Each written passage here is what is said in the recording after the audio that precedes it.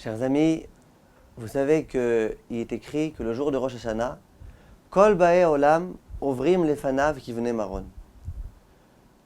Tous les êtres humains passent devant Akadosh Baruch Hu, ce jour-là, un petit peu comme des moutons devant le berger. Alors d'abord, très sympa pour la comparaison. Je ne sais pas si vous aimez être comparé à des moutons, moi personnellement pas trop. Mais ce que Chachamim ont voulu nous enseigner, c'est que lorsque, quelquefois, le berger a envie de compter le nombre de moutons qu'il a, et puis vous savez, les moutons, ils sont tous comme ça en train de se bousculer. Alors il est obligé de faire passer tout le troupeau à un endroit où il y a une entrée étroite, de sorte à ce que les moutons puissent passer et doivent passer l'un après l'autre. Et comme ça, on ne s'embrouille pas, on a compris c'est qui numéro 1, numéro 2, numéro 3, etc. C'est ça, Kol Bae Olam Ovrim Lefanav Kivnei Maron. Nous aussi, on est toute l'humanité, et puis le jour de Rosh Hashanah, tout un chacun passe. Et au moment où on passe, Akadosh Baruch Hu, il nous regarde tout seul. La question qui se pose, qu'est-ce que Chachamim ont tellement voulu nous enseigner là? Qu'est-ce qui se cache ici? C'est l'un des enseignements les plus connus de Rosh Hashanah. Kol Olam Ovrim Kivnei Maron. Mais qu'est-ce qu'on a voulu nous enseigner? Il y a ici deux idées fondamentales que Chachamim ont voulu nous enseigner. La première d'entre elles, c'est que, au jour d'aujourd'hui, mais ça a toujours été le cas, on souffre quelquefois d'un véritable problème, qu'on s'en aperçoive ou pas. C'est le problème de la pression sociale. En Israël, il y a une pression sociale terrible. Ça veut dire que, très souvent, lorsque j'accomplis un acte, je ne l'accomplis pas simplement en me demandant qu'est-ce qu'Hachem attend de moi. Est-ce qu'Hachem est heureux de moi? Est-ce que c'est vraiment compatible à ma façon de me comporter? Est-ce que c'est approprié? Souvent, je me dis, qu'est-ce qu'un tel va penser de moi si je fais ça? Qu'est-ce qu'un tel va penser de moi? Comment je vais me faire voir? Et la vérité, souvent, ça envahit complètement notre vie, cette pensée-là. Et ça peut aller jusqu'au moindre détail. De quelle couleur va être ma kippa? Combien de deniers je vais avoir dans mes collants? Et très souvent, je ne le fais pas parce que je pense que c'est ce qu'il faut faire. Je le fais pour la pression sociale. Il y a des hommes, par exemple, qui vont s'efforcer d'arriver à l'heure le matin à la tefila parce qu'ils savent que leur fille elle est en chidour et qu'ils savent que lorsqu'on va se renseigner sur la famille, on va se renseigner si est-ce qu'il prie tous les matins en minyan et à quelle heure il arrive. Et donc à cause de ça, pour ça, ils arrivent à l'heure à la tefila. Ça veut dire que souvent, le service divin, c'est plus un service divin. Disons les choses, mes chers amis, sans avoir peur, telles qu'elles sont. Si jamais je suis en train de m'habiller de sniout pour le chidour de ma fille, et par rapport au regard de l'autre, et que lorsque je prie et que je me balance, c'est parce que j'ai envie de paraître aux yeux des autres comme étant un tzaddik, c'est plus de la avodat Hashem, c'est de la parade. On joue, on s'amuse, on est hypocrite. Et c'est un grand problème. Qui est-ce que je suis en train de servir, Hashem ou les autres? Plus Hashem ou moi-même? Si tout doit être autour de moi, que les gens m'honorent, que les gens m'apprécient, que les gens ceci, que les gens cela, tu n'es plus en train de servir Hashem. Or, le service divin, c'est de servir Hashem. Alors, d'une part, il y a malgré tout des avantages à cela. Quelquefois, grâce à la pression sociale, je ne vais pas fauter. Il y a des gens, par exemple, qui, à cause de la pression sociale, n'ont pas un Internet sans filtre. Ils ont un téléphone cachère. En tous les cas, ils ont un téléphone avec un filtre. Eh bien, bravo. Bravo. C'est bien. Au moins, grâce à ça, ils ne tomberont pas. Et grâce à ça, ils ne tomberont pas dans le shéol dans lequel tombent ceux qui ont un téléphone sans filtre. Et qui tombent, et qui tombent, et qui tombent, jusque malheureusement, les conséquences qu'on connaît malheureusement. Donc, grâce à la pression sociale, au moins, il a évité de tomber complètement. Donc, c'est quand même pas mal. Il y a quand même un avantage. C'est dommage qu'on doive en arriver là.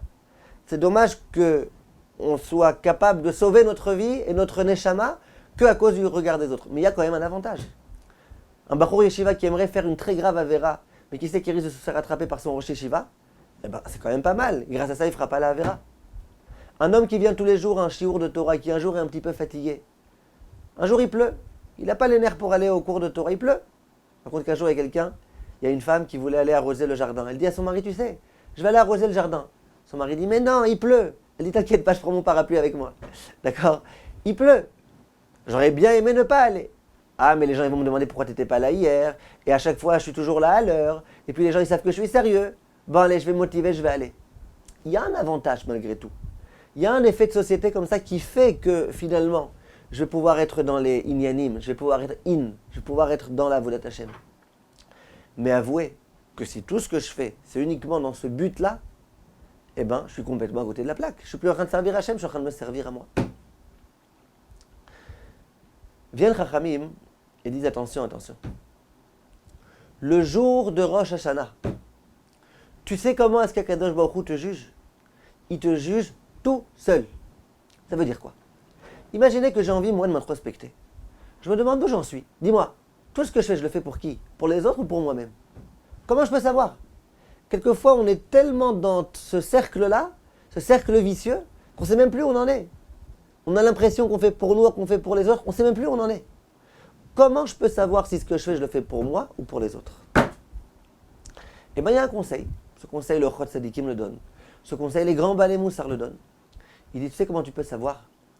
Là où personne ne peut savoir ce que tu fais. Un jour, tu as raté tous les minyanim de Harvit, tu es seul à la maison, dans ton bureau. Et tu pries à la maison. Comment tu vas prier? Est-ce que tu vas prier comme tu pries d'habitude?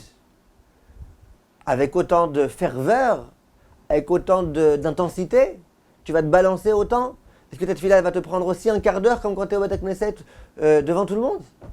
Ou est-ce que là, non, tic-tac, 2 minutes, tu regardes à droite, tu regardes à gauche, tu machin, tu donnes, tu regardes ton téléphone. Rabotaille, attention. Si jamais quand je suis tout seul, je prie en 2 minutes, alors que quand je suis en minyan, je prie en un quart d'heure, on a un problème. Ce problème-là, j'imagine qu'on l'a tous, mais c'est un problème. Comment je peux savoir alors si quand je suis au Beth Knesset, est-ce que je prie pour le regard des autres ou pour moi-même? Et bien la fois où je prie tout seul, comment je vais prier? Et si je suis un grand tzaddik et que je prie toujours au Beth Knesset, et bien comment je vais pouvoir savoir où j'en suis? Est-ce que je vais investir dans ma concentration? La concentration, personne ne la connaît. Parce qu'il peut y avoir des gens qui se balancent, qui ferment les yeux, qui font des grimaces, qui machin, et puis qui n'ont aucune concentration, et d'autres qui sont tout à fait tranquilles et qui ont beaucoup de concentration. La concentration, c'est quelque chose qui est dans le cœur, c'est quelque chose que personne ne connaît. Il y a un pauvre qui vient au Beth Knesset. Bon, moi, je peux très bien faire semblant que je n'ai pas d'argent dans ma poche, personne ne saura. Sauf si j'ai tellement de pièces que je me balance tellement fort qu'à chaque fois, il y a du bruit. Mais sinon, personne ne saura. Est-ce que je donne parce que moi, je sais que j'ai? Ou est-ce que je donne pas? Et je me dis, bah oui, de toute façon, les gens ne sauront pas que j'ai pas, donc c'est pas grave, je peux m'arranger avec la pression sociale. C'est là, mes chers amis, l'examen. Le jour de Rosh Hashanah, lorsqu'on dit qu'Akadosh Baruch Hu nous regarde tout seul, ça veut dire d'une certaine façon qu'Akadosh Baruch Hu nous juge par rapport à ce qu'on fait quand on est tout seul. Quand tu es tout seul, qu'est-ce que tu fais? C'est ce que tu es. Alors, tu essaies de jamais être tout seul, parce que pour toi, c'est important d'être beau gosse, de bien paraître, etc., que les gens te regardent bien, d'accord. Mais qu'est-ce que tu aurais fait si tu avais été tout seul? C'est ça, le véritable toi. Et c'est sur ça que porte le jugement. Et c'est la raison pour laquelle il faut qu'on s'introspecte. Qu'est-ce qu'on fait dans la vie? Pourquoi on fait ce qu'on fait? Mes chers amis, on investit tellement d'heures dans notre avodat Hashem, tellement de temps, tellement d'argent, tellement de tout, qu'on le fasse bien. Qu'on sache qu'est-ce qu'on est en train de faire. Qu'on serve Hashem pour Hashem. Et c'est ce qui est écrit dans les versets. À propos de plein de mitzvot, il est écrit Veyareta melokecha ani Hashem. Il y a une paracha comme ça dans la Torah à chaque fois. Veyareta melokecha ani Hashem. Veyareta melokecha ani Hashem. Regardez dans paracha Kedoshim, me semble-t-il. Veyareta melokecha. Et à chaque fois, c'est quoi le point commun de ces mitzvot, dit le Rav Wolbe? C'est que c'est des mitzvot dans lesquels tu pourrais très bien te dire personne ne va me voir.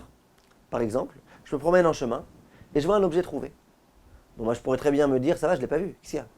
Je ne l'ai pas vu. Je n'ai pas vu cet objet. Qu'est-ce qu'il y a? Bon, qui est-ce qui sait que je l'ai véritablement vu? Personne. Écrit dans la Torah, attention. Tu vas en chemin, tu vois un objet trouvé que tu devrais restituer. L'otocha leitalem. Ne ferme pas tes yeux. Ve'areta melokecha ani Hashem. Tu craindras ton Dieu. Moi, je suis Hashem. Ça veut dire quoi? Dans les mitzvot où tout le monde te voit, eh bien tout le monde te voit. Il y a des mitzvot dans lesquels tu pourrais très bien faire semblant que tu n'as pas vu.